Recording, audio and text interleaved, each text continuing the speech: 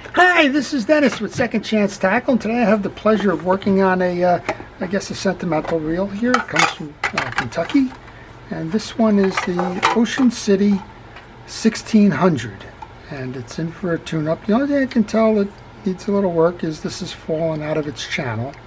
But other than that, the reel seems to be turning fine, and we're going to take this one apart. We'll show you how to service it and how to get it fishing again come the springtime, and we're almost there. So this 1600 is a reel that was introduced according to the book that I have. I have a book called Ocean City Fishing Reels, a collector's guide from 22 to 57. The reason it stops in 1957 is that the reel company was sold at that point to True Temper. And if you have an Ocean City reel that also reads True Temper, it means that your reel was made after 1957. And if you have one that doesn't read that, it means it was made before. So I did a little bit of lookup on this one. This reel was introduced in 1949, and I didn't follow for the end date, but we'll assume that the Ocean City name by itself ended in 57. So this reel is somewhere between 1949 and 1957. It's a freshwater bait casting reel with a level line guide, and we're going to show you how to take it apart and service it. So you'll notice a couple of things as we get started here. I wear a protective glove on my hand to keep off the old grease and the like. We also use a parts tray. In this case, it's nothing more than the bottom of a milk jug. Sometimes I use fast food containers or whatever else might be on hand, but those suit me well because they clean up easily. And then I also like to take a moment to thank our first responders and hometown heroes, those that are on the front lines of helping us fight this pandemic. And whether you're in police, fire, EMT, first aid, if you're in the supply chains, if you're in medical and hospitals and long-term care facilities, if you're distributing the vaccine, the list gets long and long, but you know what I mean. Thank you so much for everything that it is that you're doing. Okay, I'm going to start. The first thing I like to do is take that handle off. That handle is a 1/4-inch nut. I use a 1/4-inch nut driver to do that. And simple enough. I got corrected this morning. It was interesting in my comment section. I usually say turn it in a counterclockwise direction. They said the majority of folks have no idea what that means as they're the digital age. I think they're right. I don't know what an acceptable alternative to that phrase is, so we're going to say turn it in a counterclockwise direction. Hopefully it's taken on greater meaning than the old analog clocks that we use, right? So I took the handle off. I'm going to take the 3 side plate screws out now. We're going to have to correct this bar here because that's why this pulled out, the line guide pulled out. Somehow it probably got a hook in it or something, I don't know. The bar itself doesn't appear to be loose, so not quite sure what's caused that, but that's okay. So this reel comes from Kentucky. Kentucky has had a rich history of the old fishing reels. They were one of the hot spots in terms of reel manufacture in the 30s and the 40s, and you actually had reels that were referred to as Kentucky reels. You can learn an awful lot about that if you're interested by visiting ORCA, which is the Old Reel Collectors Association, and they'll tell you the history of an awful lot of the reels that were manufactured in that region over time. Alright, 3 side plate screws should allow us to remove the gears. You'll notice that we have a separate gear here that's for the driving of that level line function. You know I hate the lines on reels, but I don't tell my customers to take it off. But here we go. We're going to tighten up the line on this one. And I'm going to put a rubber band on it. Somebody asked me why don't I put electrician's tape. I've got all kinds of good suggestions on it. I'm just going to show you one of them. When the owner gets it back, he's going to have to scissor that because it'll be embedded in the case. While I have that out, I'm also going to use a rod and reel cleaner. This one happens to be a pen rod and reel cleaner. Just going to get some of the dirt off the case while we're at it. You can do it now or do it later, but it is good. It tends to get the old grease and grime off. In this case, I don't see any decals or anything of any issue that would say be careful. It might reduce the solvent on the decals and the like. So just be careful as you do this. And actually, this one's got a little hardened paint on it and the like, so I'm not sure what much we can do about that, but I'm using a kitchen scrubby. It's the least abrasive of any kinds of assist that you would have, right? They came along with these not to scratch Teflon pans back in the day.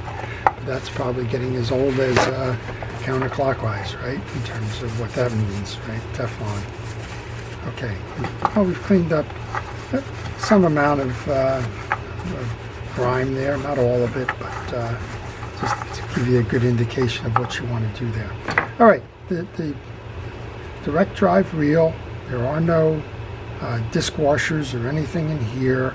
There is no free spool release. This is what's called a knuckle buster reel, and all you need to do is to pull the main gear out. I'm going to use an assist by pushing down on the table. This one clearly needs some support here. Let's see if we can't wiggle it out.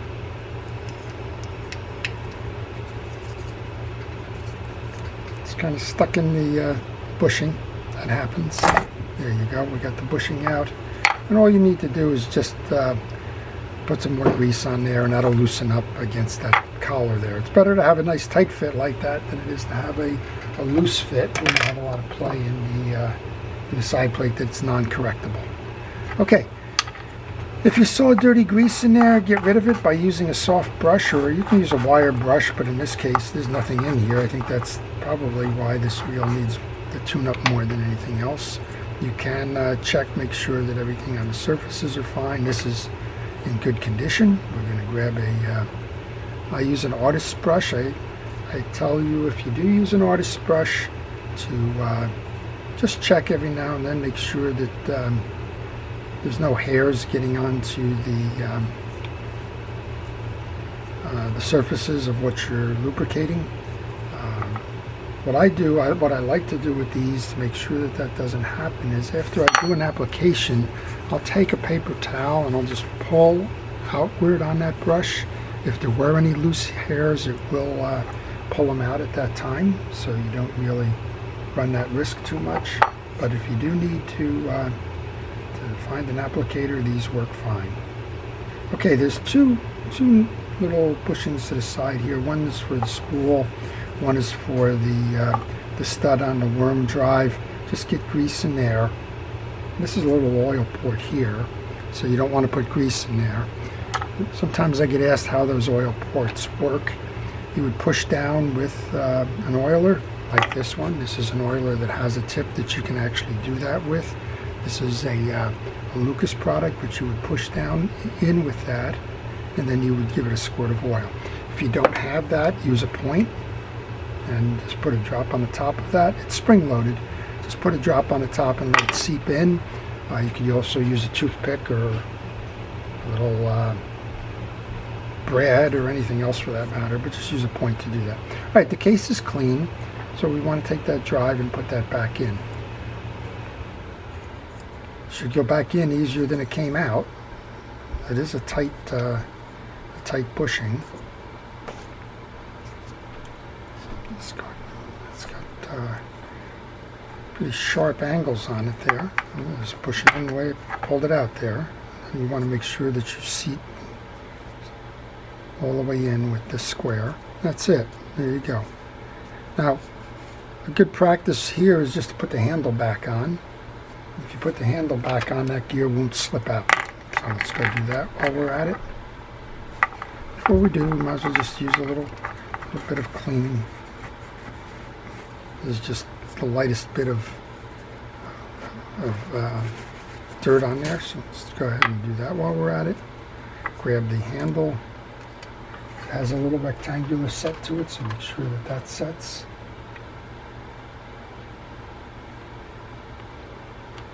Before I put that handle on there, there's a little washer. This is why the parts tray works well. You look in the parts tray and you see that little washer. It reminds you that that goes behind the handle. So use that parts tray. If there's anything left in that parts tray when you're done, you're not done.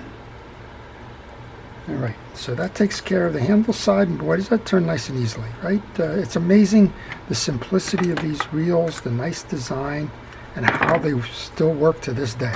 All right, so we're just going to put that aside for a moment. Next up then, let's deal with the worm drive, and with that issue that we have with this being out of the seat. So the first thing we want to do is there's a pawl under the assembly here. I'm going to grab a screwdriver and get that off.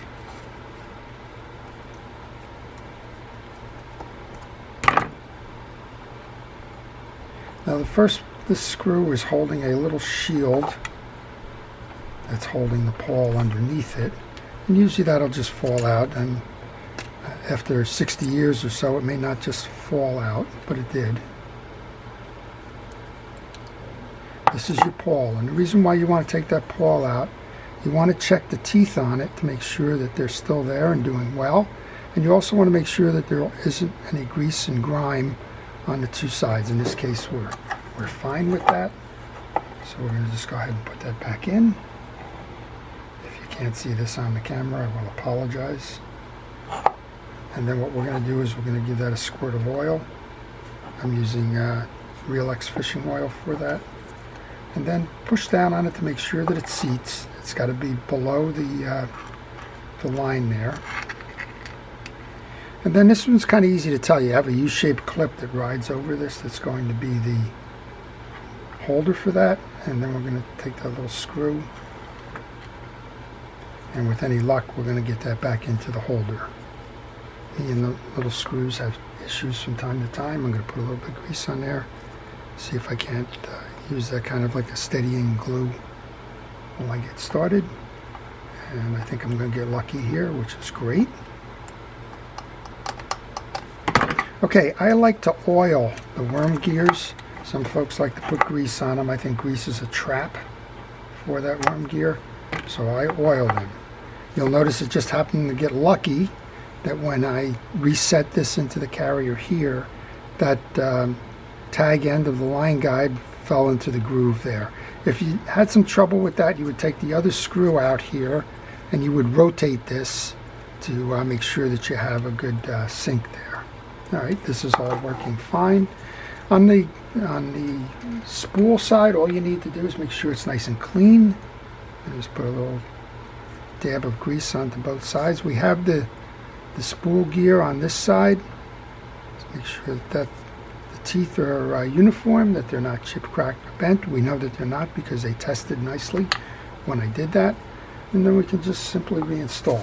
I put grease onto the spool end, but if you wanted to, you could fill that cavity with some grease through here. You'll also notice that there's a click mechanism on this one, and that the point on the click is very sharp. So this one should make a nice sound there. Alright, we're going to install the spool. We may have to lift up on the worm drive there to get it under the lip, which we just did. If you lift up, sometimes you pull that line guide out, so just make sure when you reset that the line guide is situated inside that slot. Last thing to do before we close the reel up then is to grease the worm drive gear. We're doing that right now. And that worm drive gear is an interesting design here. It's going to run off of the main gear. The main gear is going to do two things. It's going to turn this gear, and it's also going to turn that one. So a lot of times you'll see a transition gear. You'll see two gears in this case here, or something else. In this situation, it just is that that main gear, the reach for that main gear between there and between here happens to be the same because the diameters differ on this.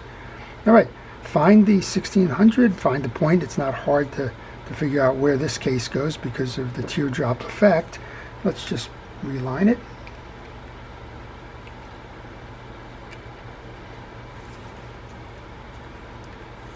Want to make sure that you get it set in there. I heard the case snap nicely.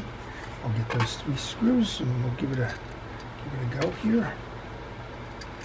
If I'm not mistaken, and I'm not an expert on this, but I believe the center for the Kentucky reel manufacture was Frankfurt, and Lexington was also a kind of a hot spot for them. There was a a group of folks that were dedicated to making reels, and they came out of that area.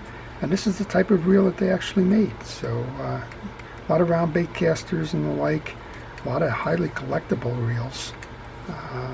Don't remember any of them offhand, but I'm sure a lot of folks out there know a lot more than I do about those. But interesting to note that when I get a reel in from a particular section of the country, I kind of think about what reels may have been made there. There were so many reel manufacturers over time. Every state had them, and a lot of them had very interesting or regional characteristics to them. Okay, let's give that a spin. All right, we're getting a little tight here. I think that's on the pawl, so let's just make sure that that's working okay. Yeah, the pawl's working in nicely now. I had an initial stutter there. As I mentioned, you have to seat that pawl and make sure that it's working fine. In this case, this is a beautiful reel. You have an adjuster here. If you want to release some of the tension on the spool, you can do it that way. And there you go. So this is the Ocean City 1600, made between 1949 and 1957. I don't have an exact date, but I have one close enough. And this one's ready to go fishing again. So I hope you've enjoyed that. And if you did, please subscribe. And if you do subscribe, please hit notifications. That way you'll see all of the reels and repairs and tune-ups and histories that I can publish in each episode. If you have a question, please leave it in the question or the comment section. I'll try to get back to you if I know the answer to it. And if I don't know the answer to it, I'll let you know that. And finally, if you like this video and want to see more, then please indicate the like, and that'll help along with the video ratings. So this is Dennis with Second Chance Tackle. Please stay safe, stay vigilant with the pandemic, stay watching, and have a great day.